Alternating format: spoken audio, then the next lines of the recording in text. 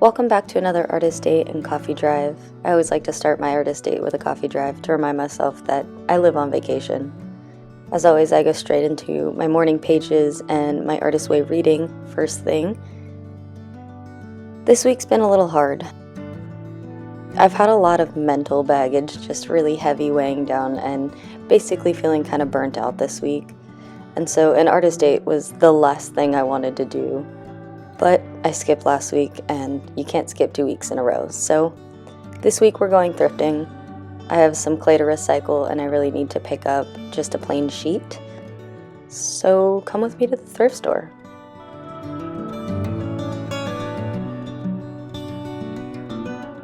It was a beautiful day until it wasn't. So I had to go home and change into something a little bit warmer because it got real ugly out real quick. But the rain does not stop our artist date, so thrifting is a must.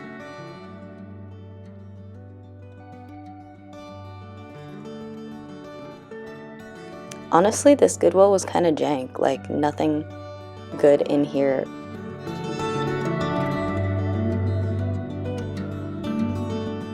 But I did find this little Winnie the Pooh book, which I thought was so cute and nostalgic. I almost brought that home, but God knows I don't need another book on this bookshelf. The only sheet I can find in all of Goodwill was a packaged Target sheet set, so I ended up getting it. Also, going through any store ever, my new toxic trait is, I can make this, right? And it took everything in me to not buy this little bowling set. I don't know why I thought I needed it. Then I took myself for a little walk, found a little love, and a rainbow. That's always a good sign. Rainbow. Good luck. Right? I don't know. I thought so.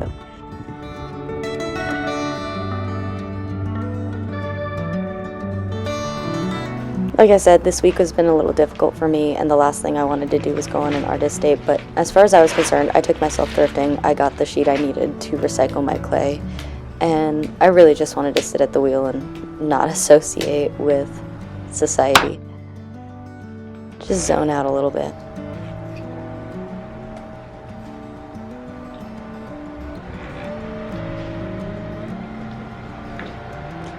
This week in my reading, Julia Cameron talks a little bit about some things that I really wanted to bring up because I thought they made up some good points.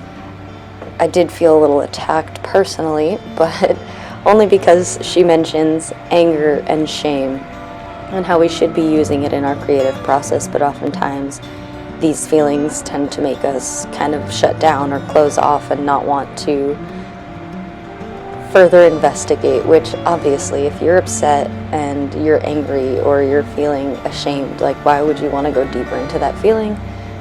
Ew, yuck, right? But she talks a lot about how anger is fuel and we feel it and we want to do something. We do everything but listen to it, essentially. And anger is a voice, she says. It is a plea, a demand, because anger is a map.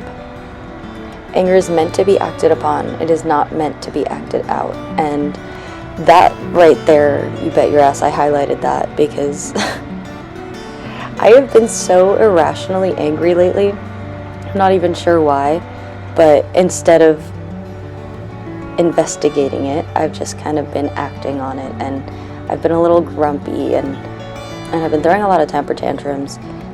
And I guess this week I have been kind of working through where it's coming from and what I can do with it and how I can use it as fuel for my creative process. And yeah, hopefully that resonated and made sense to you. She also mentions in week 3 shame and how making a piece of art can feel a lot like telling a family secret. You know, you'll think, what will they think of me? And she says the act of making art exposes a society to itself. Art brings things to light. It illuminates us. It sheds lights on our lingering darkness. It casts a beam into the heart of our own darkness and says, see? That might sound like a bunch of woo-woo crap to you, but I get it. because it does feel very vulnerable and it can feel very awkward and weirdly sometimes shameful to create. But you shouldn't be ashamed to create. Even bad art, especially bad art. I've been kind of working through that myself this week and creating a lot of things that I know maybe won't make it to the kiln, or things that I know are just going straight back into the recycle bin, but just creating for the sake of creating and not really trying to make good art. Just trying to make art, period.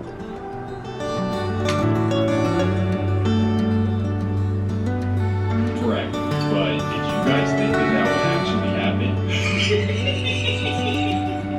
So thank God he never gave him money, right? Think about it. Even the money kind of shielded everyone from the situation. After thrifting and throwing, it's been a long ass day, but I need to have some dinner and tackle one last task for the night, and that's recycling my clay, which I've yet to be successful at, so this was a shot in the dark. But the first time around I did it, it stuck to the wood board that I was drying it on, so I wasn't able to actually recycle any of it. But this time around I'm using a sheet. I did get the cutest sheets in the world. Sucks because they're gonna get all dirty, but YOLO. The sheet actually helped so much. I've officially recycled that clay successfully, and yeah, this is you getting to watch me make a giant mess. And if you've ever recycled clay, this stuff smells so bad, so egg-like. Ew, it's gross. But it's also really, really satisfying.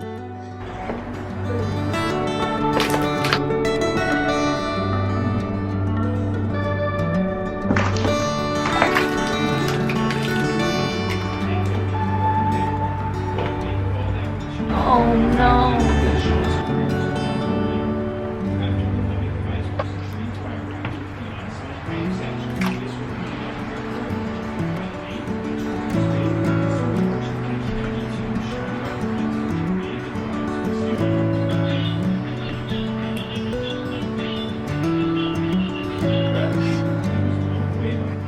So that about wraps up Artist Date 3. Hopefully you got some inspiration for a lazy solo date day.